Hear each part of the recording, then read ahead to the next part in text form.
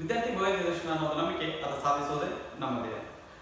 ಹಿಂದಿನ ವಿಡಿಯೋದಲ್ಲಿ ನಾವು ಆಂಗಲ್ಸ್ ಬಗ್ಗೆ ಡಿಸ್ಕಸ್ ಮಾಡಿದ್ವಿ, ಡಿಫರೆಂಟ್ ಟೈಪ್ಸ್ ಆಫ್ ಆಂಗಲ್ಸ್ ಬಗ್ಗೆ ಡಿಸ್ಕಸ್ ಮಾಡಿದ್ವಿ. ಈ ಒಂದು ವಿಡಿಯೋದಲ್ಲಿ ನಾವು ಏನು ಮಾಡೋಣ ಅಂತಂದ್ರೆ ಟ್ರಯಾಂಗಲ್ಸ್ ಬಗ್ಗೆ ಡಿಸ್ಕಸ್ ಮಾಡೋಣ. ಡಿಫರೆಂಟ್ ಟೈಪ್ಸ್ ಆಫ್ ಟ್ರಯಾಂಗಲ್ಸ್ ಯಾವ ರೀತಿ ಇದಾವು, ಯಾವ ಬೇಸ್ ಮೇಲೆ ಆ ಟ್ರಯಾಂಗಲ್ಸ್ ಅನ್ನು ನಾವು ಕ್ಲಾಸಿಫೈ ಮಾಡ್ತೀವಿ ಅನ್ನೋದ್ರ ಬಗ್ಗೆ ಡಿಸ್ಕಸ್ ಮಾಡೋಣ.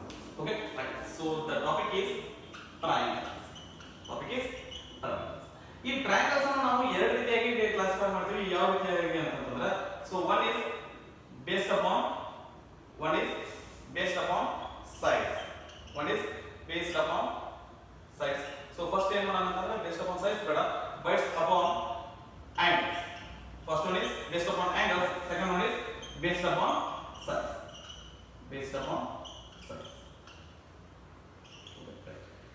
Okay, so based upon angles ಅಂತಂದ್ರೆ ಇದರೊಳಗೆ ಬರುವಂತ ಯಾವಪ್ಪ ಅಂತಂದ್ರೆ ಮೂರು ಬರ್ತಾವು. angles ನಮಗೆ ಏನು ಅಂತಂದ್ರೆ ಆಕ್ಚುಲಿ ನಮಗೆ ಒಟ್ಟು 6 to 7 angles ಬರ್ತಾವು. ಅದರೊಳಗೆ ನಮಗೆ ಇಲ್ಲಿ ಬೇಸ್ಡ್ ಅಪಾನ್ ಆಂಗಲ್ಸ್ ಇರೋದು, ಬೇಸ್ಡ್ ಅಪಾನ್ ಆಂಗಲ್ಸ್ ಟ್ರಯಾಂಗಲ್ಸ್ ಇರೋದು ಮೂರೇ ಮೂರು. ಯಾವಪ್ಪ ಅಂತಂದ್ರೆ ಮೊದಲನೇದಾಗಿ acute angle triangle, ನಂತರ acute angle ಆಗೋಕೆ ಯಾವುದು ಬರುತ್ತೆ 90 degree, that is right angle triangle.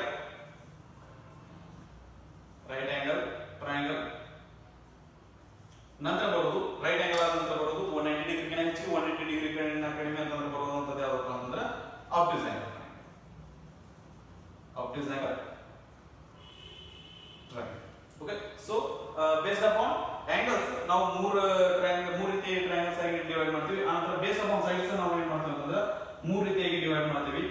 ಯಾವ್ದಪ್ಪ ಅಂತಂದ್ರೆ ಮೊದಲನೇದಾಗಿ ಮೂರು ಸೈಡ್ಸ್ ಏನಾದ್ರು ಈಕ್ವಲ್ ಇದ್ವು ಅಂತಂದ್ರೆ ಅದನ್ನ ಏನು ಕರಿತೀವಿ ಅಂತಂದ್ರೆ ಈಕ್ವಿಲ್ಯಾಟರಲ್ ಟ್ರಯಾಂಗಲ್ ಅಂತ ಕರಿತೀವಿ. ಈಕ್ವಿಲ್ಯಾಟರಲ್ ಟ್ರಯಾಂಗಲ್.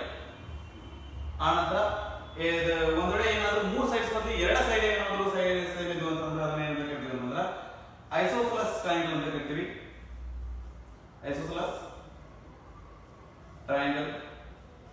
ಆನಂತರ ಮೂರು ಸೈಡ್ ಸೇಮ್ ಇದ್ವು ಅಂದ್ರೆ ಈಕ್ವಿಲ್ಯಾಟರಲ್ ಟ್ರಯಾಂಗಲ್, ಎರಡು ಸೈಡ್ ಸೇಮ್ ಇದ್ವು ಅಂತಂದ್ರೆ isosceles triangle.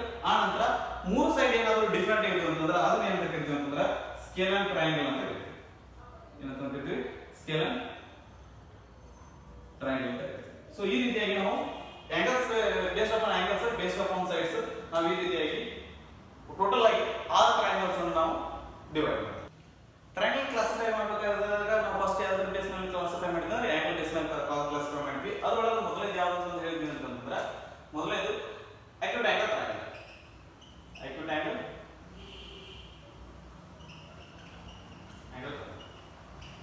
Okay, so acute angle ಅಂದ್ರೆ ಏನಿರ್ತೈತ್ರಿ 90 ಡಿಗ್ರಿಗಿಂತ ಕಡಿಮೆ ಇರುತ್ತೆ. ಸೊ ಇಲ್ಲಿ acute angle ಟ್ರಯಾಂಗಲ್ ಬರುವಂತ ಮೂರು ಆಂಗಲ್ಸ್ ಏನಾಗಿರ್ತಾವ ಅಂತಂದ್ರೆ 90 ಡಿಗ್ರಿಗಿಂತ ಕಡಿಮೆ ಇರ್ತಾವ. ಮೂರು ಆಂಗಲ್ಸ್ ಏನಾಗಿರ್ತಾವ್ರಿ acute angle ಆಗಿರ್ತಾವ. Okay, right, A, B, C. So ಇಲ್ಲಿ all 3 angles, angle A, angle B and angle C are acute angles. ಮೂರು ಆಂಗಲ್ ಏನಾಗಿರ್ತಾವ್ರಿ acute angle. ಸೊ ನಂತರ ಬರೋದು acute angle ಆದ ನಂತರ ಬರುವಂತದ್ದು acute angle triangle ಆದ ನಂತರ ಬರುವಂತದ್ದು ಯಾವಪ್ಪ ಅಂತಂದ್ರೆ right angle triangle. Right angle triangle ಒಳಗ ಇಲ್ಲಿ acute angle triangle ಒಳಗ ಮೂರು ಆಂಗಲ್ ಏನಾಗಿದ್ವು acute angles ಆಗಿದ್ವು. ಆದ್ರೆ right angle triangle ಒಳಗ ಮೂರು angles 90 ಡಿಗ್ರಿ ಆಗಲಿಕ್ಕೆ ಸಾಧ್ಯ ಇಲ್ಲ. ಯಾಕಂತಂದ್ರೆ ಅದು ಒಂದು ಏನು ಟ್ರಯಾಂಗಲ್ ಆಂಗಲ್ಸ್ ಪ್ರಾಪರ್ಟಿ ಏನು ಇರ್ತದೆ ಅಂತಂದ್ರೆ ಮೂರು ಆಂಗಲ್ ಏನಿರುತ್ತೆ ಅಂದ್ರೆ 180 ಡಿಗ್ರಿ ಆಗಿರಬೇಕು ಅಂತ ಹೇಳ್ತದ. ಆದ್ರೆ ಇಲ್ಲಿ ನಾವೇನಾದ್ರೂ ಮೂರು ಆಂಗಲ್ ಏನಾದ್ರು 90 ಡಿಗ್ರಿ ಮೇಂಟೈನ್ ಮಾಡ್ಲಿಕ್ಕೆ ಹೋದ್ವಿ ಅಂತಂದ್ರೆ ಅದು ಏನಾಗಿರ್ತೈತಿ, ಅದು ಟ್ರಯಾಂಗಲ್ ನ ಬರಂಗಿಲ್ಲ, ಅದು ಬೇರೆ ಶೇಪ್ ಬರುತ್ತೆ. ಅದೇ ಸಲುವಾಗಿ ಇಲ್ಲಿ ನಾವು ರೈಟ್ ಆಂಗಲ್ ಟ್ರಯಾಂಗಲ್ ಒಳಗೆ ಏನಾಗಿರ್ತೈತಿ ಅಂದ್ರೆ ಒಂದೇ ಒಂದು ಆಂಗಲ್ ಏನಾಗಿರ್ತೈತಿ 90 ಡಿಗ್ರಿ, ಒಂದೊಂದು ಆಂಗಲ್ ಏನಾಗಿರ್ತೈತಿ 90 ಡಿಗ್ರಿ. ಸೊ ಇದು ಒಂದು ಆಂಗಲ್ 90 ಡಿಗ್ರಿ ಆಗಿರ್ತೈತಿ ಅಂದ್ರೆ ಆಬ್ವಿಯಸ್ಲಿ ಒಂದು ಎರಡು ಆಂಗಲ್ ಏನಾಗಿರ್ತಾವ ಅಂತಂದ್ರೆ acute angle. ಸೊ ನಾವು ಈ ಎರಡು ಆಂಗಲ್ ಬಗ್ಗೆ ನಾವು ಬರಿ ಮಾಡಂಗಿಲ್ಲ. ನಾವು ನೋಡುವಂತ ಆಂಗಲ್ ಅಂತಂದ್ರೆ ಯಾವ್ದಾದ್ರು ಒಂದು ಆಂಗಲ್ 90 ಡಿಗ್ರಿ ಆಗಿತ್ತು ಅಂತ ನೋಡ್ತೀವಿ. ಅದ 90 ಡಿಗ್ರಿ ಆಗಿತ್ತು ಅಂತಂದ್ರೆ ನಾವಿಲ್ಲಿ ಅದನ್ನ ರೈಟ್ ಆಂಗಲ್ ಅಂತ ಹೇಳಿ ಕನ್ಸಿಡರ್ ಮಾಡ್ತೀವಿ. So here angle B is equal to 90 degree. Angle B ಅಂತ ಬರಲಿಲ್ಲ ಅಂತಂದ್ರೆ ಆಂಗಲ್ ABC ಅಂತ ಬರ್ರಿ, ಎರಡು ಒಂದಾಗಿದೆ.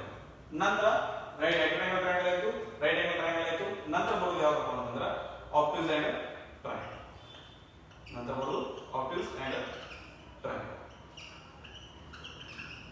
ಇಲ್ಲಿ obtuse angle triangle ಒಳಗೂ ಏನಿರುತ್ತೆ ಇಲ್ಲಿ ಯಾವ್ದಾದ್ರು ಮೂರು ಆಂಗಲ್ ಒಳಗೆ ಯಾವ್ದಾದ್ರು ಒಂದು ಆಂಗಲ್ ಏನಾದ್ರು ಆಪೋಸಿಟ್ ಆಂಗಲ್ ಇತ್ತು ಅಂತಂದ್ರೆ ಅಂದ್ರೆ 90 ಡಿಗ್ರಿಗಿನ ಹೆಚ್ಚಿಗೆ ಇತ್ತು ಅಂತಂದ್ರೆ 90 ಡಿಗ್ರಿಗಿನ ಹೆಚ್ಚಿಗೆ 180 ಡಿಗ್ರಿಗಿನ ಕಡಿಮೆ ಇತ್ತು ಅಂದ್ರೆ ಅಂತ ಆಂಗಲ್ ಟ್ರಯಾಂಗಲ್ ನಾವು ಅಂತ ಕರಿತೀವಿ ಅಂದ್ರೆ ಆಪೋಸಿಟ್ ಆಂಗಲ್ ಟ್ರಯಾಂಗಲ್ ಅಂತ ಕರಿತೀವಿ. ಸೊ ಫಾರ್ ಎಕ್ಸಾಂಪಲ್ ಮೊದಲೊಂದು ಆಪೋಸಿಟ್ ಆಂಗಲ್ ನ ಇಲ್ಲಿ ಡ್ರಾ ಮಾಡೋಣ. ಓಕೆ, ಸೊ ಇನ್ನೊಂದು ಇಲ್ಲಿ ಮೂರನೇ ಸೈಡ್ ಇದನ್ನ ಏನಾದ್ರು ಕ್ಲೋಸಿಂಗ್ ಸೈಡ್ ಆಗಿತ್ತು ಅಂತಂದ್ರೆ ಇಲ್ಲಿ ಈ ಟ್ರಯಾಂಗಲ್ ಏನಾಗಿದೆ ಅಂತಂದ್ರೆ this is a example for opposite angle triangle. So ಇಲ್ಲಿ ಆಂಗಲ್ ಬಿ ಏನಾಗಿದೆ ಅಂತಂದ್ರೆ angle B is opposite angle. So ಇದು ಒಂದು ಆಪೋಸಿಟ್ ಆಂಗಲ್ ಆಗಿದೆ ಅಂದ್ರೆ ಉಳಿಕೆ ಎರಡು ಏನಾಗಿರುತ್ತೆ ಅಂತಂದ್ರೆ ಅಕ್ಯೂಟ್ ಆಂಗಲ್ ಆಗಿರುತ್ತೆ. ಸೊ ಈ ರೀತಿಯಾಗಿರುವಂತಹ ಟ್ರಯಾಂಗಲ್ ನ ಆಪೋಸಿಟ್ ಆಂಗಲ್ ಟ್ರಯಾಂಗಲ್ ಅಂತ ಕರಿತೀವಿ. ಸೊ ಇವು ಇಲ್ಲಿ ಏನಾಗಿವೆ ಮೂರು ಆಂಗಲ್ ಬೇಸ್ಡ್ ಇದಾವೆ. ನೆಕ್ಸ್ಟ್ ಬರೋದು ಏನಾಗಿರುತ್ತೆ ಅಂದ್ರೆ side based. Based upon sides ಇರುವಂತಹ ಟ್ರಯಾಂಗಲ್ಸ್ ಯಾವಪ್ಪ ಅಂತಂದ್ರೆ ಮೊದಲನೇದಾಗಿ ಬೇಸ್ಡ್ ಅಪಾನ್ ಸೈಡ್ಸ್ ಇರುವಂತಹ ಮೊದಲನೇ ಟ್ರಯಾಂಗಲ್ ಯಾವ್ದು? ಇಕ್ವಿಲ್ಯಾಟರಲ್ ಟ್ರಯಾಂಗಲ್. ಇಕ್ವಿಲ್ಯಾಟರಲ್ ಟ್ರಯಾಂಗಲ್. ಸೊ ಇಕ್ವಿಲ್ಯಾಟರಲ್ ಟ್ರಯಾಂಗಲ್ ಅಂತಂದ್ರೆ ಎಲ್ಲಾ ಸೈಡ್ಸ್ ಏನಾಗಿರುತ್ತೆ ಅಂತಂದ್ರೆ ಈಕ್ವಲ್ ಆಗಿರುತ್ತೆ. ಅಂತ ಟ್ರಯಾಂಗಲ್ ಏನಾಗಿರುತ್ತೆ ಅಂತ ಕರಿತೀವಿ ಅಂತಂದ್ರೆ ಇಕ್ವಿಲ್ಯಾಟರಲ್ ಟ್ರಯಾಂಗಲ್ ಅಂತ ಕರಿತೀವಿ. ಸೊ ಈ ಎಲ್ಲ ಸೈಡ್ಸ್ ನಾವು ಈಕ್ವಲ್ ಇದೆ ಅಂತ ಹೇಳಿ ಯಾವ ರೀತಿ ಡಿವೈಡ್ ಮಾಡ್ತೀವಿ ಅಂತಂದ್ರೆ ಈ ರೀತಿಯಾಗಿ ನಾವು ಒಂದೊಂದು ಲೈನ್ ನಾವು ಡ್ರಾ ಮಾಡಿರುವಂತ ಸೈಡ್ ಮೇಲೆ ಒಂದು ಲೈನ್ ಹಾಕೋದ್ರ ಮೂಲಕ ನಾವು ಏನ್ ಮಾಡ್ತೀವಿ ಅಂತಂದ್ರೆ ಇಲ್ಲಿ ಡಿನೋಟ್ ಮಾಡ್ತೀವಿ. ಸೊ ಇದು ಟ್ರಯಾಂಗಲ್ ಎಬಿಸಿ ಅಂತ ಹೇಳಿ ಅನ್ಕೊಂಡ್ರೆ ಇಲ್ಲಿ side AB is equal to BC is equal to CA. ಮೂರು ಸೈಡ್ ಏನಾಗಿರುತ್ತೆ ಅಂತಂದ್ರೆ ಇಲ್ಲಿ ಈಕ್ವಲ್ ಆಗಿರುತ್ತೆ. ಸೊ ಈ ಈಕ್ವಿಲ್ಯಾಟರಲ್ ಟ್ರಯಾಂಗಲ್ ಇನ್ನೊಂದು ಪ್ರಾಪರ್ಟಿ ಏನಪ್ಪಾ ಅಂತಂದ್ರೆ ಇಲ್ಲಿ ಇಲ್ಲಿ ಒಳಗಡೆ ಬರುವಂತ ಆಂಗಲ್ಸ್ ಏನಾಗಿರುತ್ತೆ ಅಂತಂದ್ರೆ ಎಲ್ಲ ಸೇಮ್ ಇರ್ತವೆ. ಅವು ಎದಕ್ಕೆ ಈಕ್ವಲ್ ಆಗಿರುತ್ತೆ ಅಂದ್ರೆ 60 ಡಿಗ್ರಿ ಈಕ್ವಲ್ ಆಗಿರುತ್ತೆ. ಸೊ ಅದನ್ನ ಯಾವ ರೀತಿ ಬರೀಬಹುದು? A angle ABC is equal to BCA angle BCA that is equal to angle CAB. So B angle C angle A angle ಮೂರು ಈಕ್ವಲ್ ಆಗಿರ್ತಾವ ಅಂತಂದ್ರೆ 60 ಡಿಗ್ರಿಗೆ ಈಕ್ವಲ್ ಆಗಿರುತ್ತೆ. ಇದನ್ನ ನಾವು ಇಲ್ಲಿ 60 ಡಿಗ್ರಿ ಅಂತ ಬರೀಬಹುದು. ಸೊ ಈಕ್ವಿಲ್ಯಾಟರಲ್ ಟ್ರಯಾಂಗಲ್ ಒಳಗೆ ಎಲ್ಲ ಸೈಡ್ ಈಕ್ವಲ್ ಇರ್ತಾವು.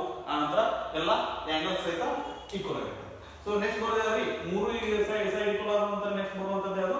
ಬರೀ ಎರಡು ಸೈಡ್ ಏನಾದ್ರು ಈಕ್ವಲ್ ಆಗಿರುವಂತ ಟ್ರಯಾಂಗಲ್ ಏನಂತ ಕರಿತೀವಿ ಅಂತಂದ್ರೆ ನಾವು ಐಸೋಸೆಲೆಸ್ ಟ್ರಯಾಂಗಲ್ ಅಂತ ಕರಿತೀವಿ. Okay, isosceles triangle.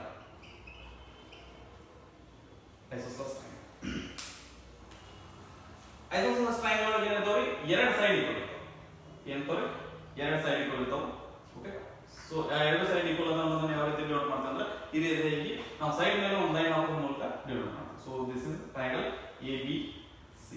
Okay, so ಇಲ್ಲಿ AB side AB is equal to side AC is not equal to BC.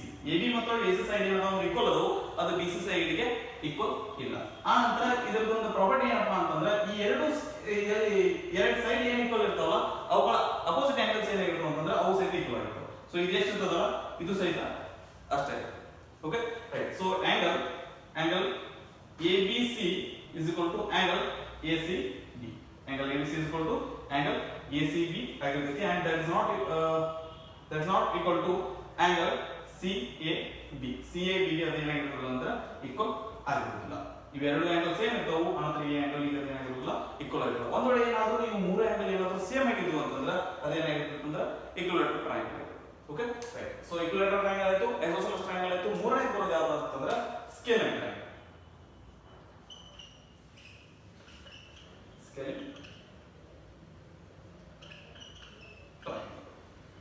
So ಈ ಸ್ಕೇಲಿನ್ ಟ್ರಯಾಂಗಲ್ ಒಳಗೆ ಏನಾಗಿರುತ್ತೆ ಅಂತಂದ್ರೆ ಮೂರು ಸೈಡ್ ಏನಾಗಿತ್ತು ಅಂತಂದ್ರೆ ಬೇರೆ ಬೇರೆ ಆಗಿತ್ತು. ಸೊ ಅದು ಯಾವ ರೀತಿ ನಾದ್ರೂ ಆಗಿರ್ಬೋದು. ಸೊ ಈ ಮೂರು ಸೈಡ್ ಏನಾದ್ರು ಡಿಫ್ರೆಂಟ್ ಅದ ಅಂತಂದ್ರೆ ಯಾವ ರೀತಿ ಡಿವೈಡ್ ಮಾಡ್ತೀವಿ ಅಂತಂದ್ರೆ ಸ್ವಲ್ಪ ಇದನ್ನ